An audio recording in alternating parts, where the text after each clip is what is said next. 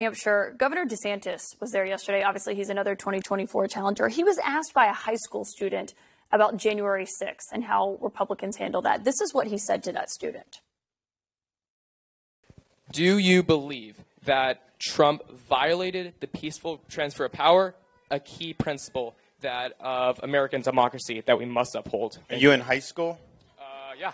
So I wasn't anywhere near Washington that day. I have nothing to do with what happened that day. Obviously, I didn't enjoy seeing, what happened.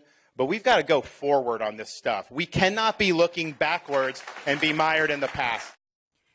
He talked a little bit before that about how Biden is running for office and Biden running and why he should defeat him. But is that the way you think Republicans should be answering that question on January the 6th? He wasn't anywhere near Washington. Did he have a TV? Was he alive that day? Did he see what was going on? I mean, that's one of the most ridiculous answers I've heard in this race so far. You don't have an opinion about January 6th, except to say, I didn't particularly enjoy what happened. People were killed. Not exactly a strong statement. People were killed, Caitlin, as you know, that day on Capitol Hill defending the Capitol. We had members of Congress who were running for their lives. We had people trying to hunt down the Vice President of the United States chanting, "Hang Mike Pence."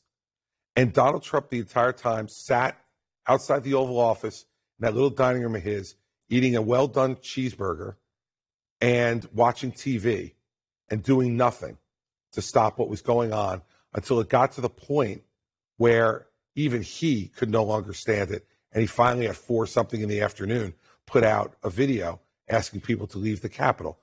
And Ron DeSantis doesn't have any opinion on that? Look, I know, by the way, I'm pretty sure I know who that high school student was. He goes to every town hall meeting in New Hampshire. He's been to 3 of mine, and he asked really tough questions. And I said to him, the last time I had a town hall meeting, he was out of mine, see if any of the candidates will answer your questions directly and grade them on it. I suspect when I go back and see Colin in New Hampshire next time I'm up there, DeSantis is going to get an F for that answer. If he asked you that question, how would you answer it? I would say it was one of the most disgraceful days in American history, and that the president was principally responsible for it. One, through the conduct and his words from election night forward, inciting people and insisting that the election was stolen when it wasn't.